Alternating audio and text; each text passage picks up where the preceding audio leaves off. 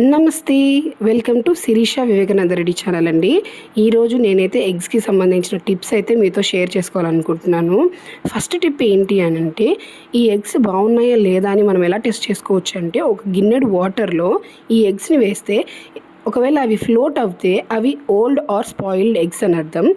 Float అవ్వనివన్నీ మంచి eggs అని అర్థం.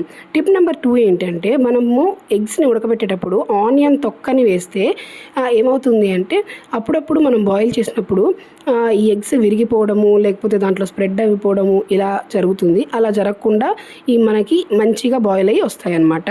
టిప్ నెంబర్ 3 ఏంటి అని అంటే, ఈ ఎగ్స్ని మనము దాని పీల్ని బాయిల్ చేసిన తర్వాత ఈజీగా రావాలి అంటే చల్లనీళ్ళల్లో వేసి ఒక ఫ్యూ సెకండ్స్ తర్వాత ఆ పీల్ని తీయడం స్టార్ట్ చేస్తే అది ఈజీగా అండ్ క్విక్గా మనకు వచ్చేస్తుంది.